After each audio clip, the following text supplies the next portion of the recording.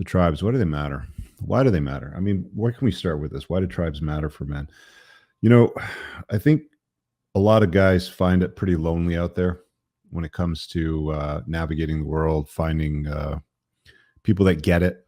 You know, like they just get it. They just fall in line and don't. They're not drunk on the Kool-Aid, if I can put it that way. You know what I mean? There's a lot of plugged in beta males out there that think that just going along with the program to get along is the way to go. And I think at some point, most guys discover when chaos ensues that that doesn't work. Doesn't serve them in work, in creation of wealth, networking with women, any of those things. It just doesn't work. So tonight we're going to be talking about men and masculinity and tribes, gangs, whatever you want to call it. I've been an avid follower of Hollywood films that placate the narrative or the notion of gang type of activity, mob type of activity. In fact, while I was on the flight to and from Florida, I was listening to Michael Francesi or Francesi. I don't know if I'm pronouncing his last name right, but he's interesting guy. I've watched some podcast interviews with him, and he put a book out called "I'll Make You an Offer You Can't Refuse," and he's kind of highlighting what it was like being in the Italian mafia ranks, code, why certain things were written, why other things weren't written, how and why guys would get whacked, all of this stuff.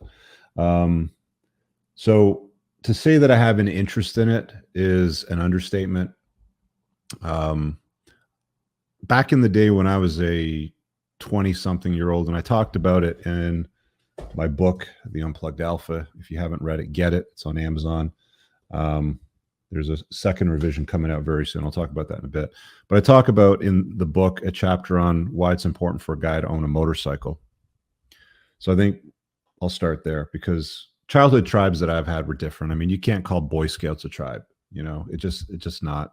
It's kind of the foundation. It's kind of the precursor, you know, to males getting together, doing things that include activities with tasks at hand.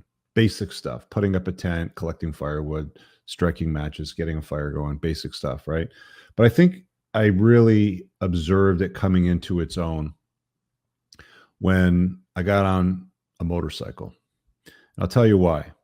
Because as much fun as driving cars and exotic cars and doing these road trips that I often do that I've talked about is, there's a different kind of camaraderie that you get on a motorcycle. It's very difficult to explain, but it exists. And it's like taking a frying pan to the forehead. It's something that I still to this day look back fondly on. I haven't owned a motorcycle in a long time, a couple decades now. Whenever a friend of mine comes out and has one, he sees me looking at it, he goes, "Take it out for a rip." And I do. And it brings me back to my 20s. We spent all of that time in coffee shops into the wee hours of the night, talking, hanging out amongst other men on motorcycles, doing tasks. Not just sitting there talking and drinking coffee or anything like that, but actually going out and performing tasks, riding ramps. We would do all kinds of, I mean, can I say insidious things? Maybe the law didn't like what we were doing. Let's just put it that way. But we did them. And we did them as a group of men traveling in groups. Groups as small as 3 or 4, sometimes as large as 50, depending on what we were doing. And this is the first immersion that I got into the notion that the way of men is the way of the gang. The way of men is the way of the tribe. There's a book Jack Donovan wrote. I have it here on my desk. It's called The Way of Men. Summarizes it as the way of men is the way of the gang. It's a book about masculinity. It's a book about the tribal nature of men. It's a book about why men need to test each other and hold each other accountable and do things together. I think if you go back, I mean, if we could go back in a time machine, 100,000, 500,000 years, you know, back to the hunter-gatherer times where you'd be out hunting and or gathering for sustenance. you weren't sitting across from each other talking. We didn't have screens and cameras and this sort of stuff. You'd be sitting shoulder to shoulder, probably stalking an animal, whispering in a low breath about the kill, lining up for it, maybe even, what it was that you were going to do that night and who you were going to sleep with. Who knows? But the reality is that we've operated this way for eternity. We're definitely social. We definitely like the social aspect of life. I think women, for the most part, tend to be better at this, especially as guys get older. As guys get older, we suck at this stuff. We'll let friends go way of the wayside. We'll let women remove our tribes from us.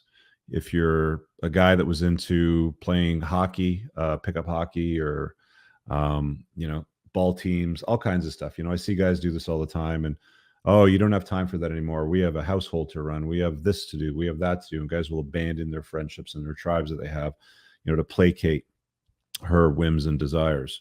The notion of betatization through 1,000 concession is inclusive in how men walk away from male tribes and masculinity.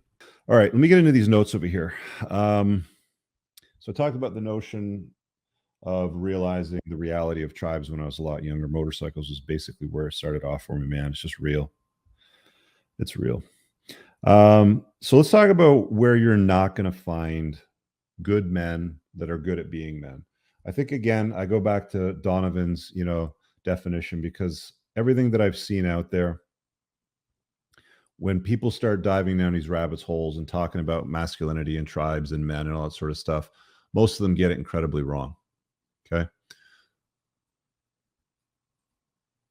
Come on, YouTube, cooperate. There we go. So you're not going to find these guys in places where you have no barrier to entry. If you don't have a barrier to entry, for example, pick up hockey. You have hockey equipment. Are you good on skates? Does somebody know you? Can they vouch for you? Have they seen you skate? Do they think that you have the capacity to be useful on the ice to the team, right? Like, you just can't show up at any kind of hockey arena with some equipment and say, hey guys, I'd like to come and play with you. Mind if I join in? Unlikely to happen. That's not how it works. You have to have well-organized, some sort of barrier to entry. Doesn't matter if it's some kind of firewall, paywall, whatever it happens to be, a test. And, joining like a private Facebook group where it's like, why do you want to join this group? Da-da-da-da. Do you have da-da-da, da-da-da-da, right? This is the standard basic shit. This is the basic bitch realm of most men's tribes out there, and they suck. Going into free groups. I'm a member of a lot of free groups on, I'm going to call them Facebook groups on social media, where councils of iron, strong men, men of masculinity, you name it, whatever name it is that they've slapped together words of iron, masculinity, and steel, and all that sort of stuff. Virtue, order, whatever it happens to be. Most of them suck. Okay. I get a lot of my material from the stuff that the algorithms pick up and show me in my feed. I don't engage or comment on the stuff because it's like talking to somebody that doesn't want to hear a story.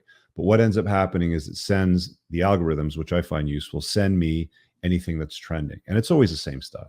It's always some dorks that are like, my wife doesn't want to sleep with me. I've been changing the baby's diapers, cutting the grass. I just put the winter tires on her car for her, and she won't even touch me. We haven't touched each other in 3, 4, 6 weeks. You get these nerds in the comments going, well, have you looked at her love language? What's her love language? Have you tried that yet? Like the standard, just garbage that doesn't work. This is why you get these types of results from these types of groups. They're plugged in beta males. They're basically build a better beta groups is what they are. Okay. These guys sleepwalk through life. They think that if you just pray, the right woman will come along. They think that if the right woman comes along, the unicorn, comes along, and they just do the right thing, right? We talked about this before. They tell men, you do what's right. They tell women, do what's right for you, girl. And these guys think if they just do the right thing, everything will be hunky-dory, tickety-boo, done. Everything's fine. Most of these groups are tribes of betas, building better betas. And while there might be some improvement and some growth in there, you're not going to get exactly, what you want in it. Yeah. Thanks, Moff, for clarification. We're talking about Jack Donovan, to be very clear. Moff, if you want to hop in as well, when you get a moment, I'll bring you in first so we can sort of talk a little bit about the weekend as well when I get to that. The other thing that you've got to recognize with groups of men, tribes, gangs, whatever it is that you want to call it, whatever it is we're going to call it on this cast, women talk, men do. If you're in a room, in a space where all it is just yap, yap, yap, yap, yap, post, yap, yap, yap, funny, mean, ha, ha, ha, like emoji, da, da, da, da, yap, yap, yap, yap, yap, you're masturbating. That's all it is. I'm just going to be honest with you. You're not getting what a group of men need to put in and to get out of the environment from each other. Let's be very clear about that. Men do things. Women talk. That's why when women get together, let's go have dinner, girls. They put on their outfits, they do their hair and all that sort of stuff, and they sit around and they're talking. They're talking about Pecky from the HR department and what she's been doing. They talk about some part-timer that works in another business. They talk about husbands. They talk about boyfriends. They talk. They talk about celebrities. They talk. Okay. They don't generally do things. Men, on the other hand, it is as a prerequisite of a tribe to work, of a gang to be useful, does things. You can take the Italian mafia, the mob, as an example. They don't sit around and do nothing. They're very Machiavellian in the way that they operate. One of the things that kept coming up over and over again in Francese's book was the notion of Machiavelli versus Solomon, King Solomon. I've downloaded Machiavelli's audiobook. I think it's called The Prince. So I want to see what angles, are talked about in there. But the mob is very, very focused on doing shit. More or less the accumulation of influence, power, and more specifically wealth, right? They don't just sit around and talk about stupid shit. Who's banging who, Becky from HR, or any of that nonsense. They're doing something productive, right? And this is one of the things that I think a lot of guys miss when it comes to tribes and gangs and stuff like that, is they're not necessarily doing something productive. They're just spinning their wheels. Okay. They're just doing nothing. They're talking. Is there advancement? Are there things happening? Is there forward movement going on? In most of them, absolutely not. I can go into, I'm not going to do it. But do yourself a favor. You guys go in to one of these private Facebook groups and you'll see what I'm talking about. Many of you watching right now are probably watching from that angle too and understand exactly what I'm talking about. Let's talk about tribes within networks. So the Manoswamp is something that I think many of you are already familiar with, also known as the Manosphere. I call it the Manoswamp because of the type of men that are in the space, not good men, nor are they good at being men, but they have little categories of their own gangs and tribes within the Manoswamp. The pickup artists, these guys are primarily focused on getting girls, cold approaching women, getting their numbers, and generally speaking, getting a same night lay. They're just looking there to rack up notches. Pickup artists, that's their thing. Men's rights activists, same sort of group, right? These guys just focus on being activists for men's rights. Some of them are men, some of them are women, but they generally go around going, wah, it's not fair on men. And I completely agree with all the observations, but that's how the world sees it. They just go, wah, wah, wah. And they're not particularly effective. I've said this many times.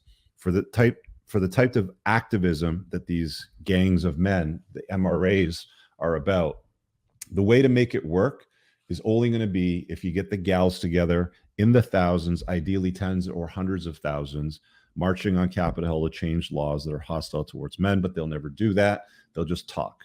They'll just talk, right? What else we got in that tribe? We got the MGTOW guys, the men going their own way. I have a chapter in my book about that. You should be very familiar with it if you've read my book. Again, if not, get your head around it, understand it. You got the TradCon crews, right? Also in the Manoswamp. These are the guys that are just like, wife her up. Put a ring on her, put some babies in her, and just wife her up and just hope for the best. They don't say hope for the best. They're basically like, you're not going to be a stat like those other guys, but that's essentially the strategy. Then you have all the different pills, black pill, purple pill, white pill. These are all collectives of guys getting together doing something. Now, as far as effectiveness and as far as results go, you're not going to see much in the way of movement, right? I've said this before. You can't really trust guys that are completely obsessed with getting tail, right? Just racking up notches, chasing women, right? And you also can't trust guys that can't get tail, because both of them will throw you under the bus. There's a weakness to both of them, right? The men that, I mean, if you go back to the mob, the Italian mafia, for example, like the Francese book, there's almost no talk in the entire book. Again, the book's title, I'll Make You an Offer You Can't Refuse. There's next to no talk about women in that book. It's about forming a brotherhood, accountability. It's about navigating slippery slopes. It's about making money. It's about dealing with obstacles. It's about holding each other accountable. But there's no talk in there about tail. The entire Manoswamp's about tail. So just marinate on that a little bit, right? Think about that for a second. I'm not saying go out and join the mafia or create your own mafia, but what I'm saying is the effectiveness and the depth in which these men go and the brotherhood that exists, the code of conduct, if you will, that exists. Again, you step out, you don't toe the line, you break a rule, you get whacked. You pay the ultimate price, right? They just kill you, right? They make that decision on you. So contemplate those things, right? I really hope you guys enjoyed that clip. If you want to watch the full-length podcast, you can find that over here, that clip's from. If you're newer to the channel, make sure you hit subscribe over here, and pin down below in the top comment, you'll find a bunch of useful links to my website, my supplement line, books, and a bunch of other stuff. Have an amazing day. Peace out.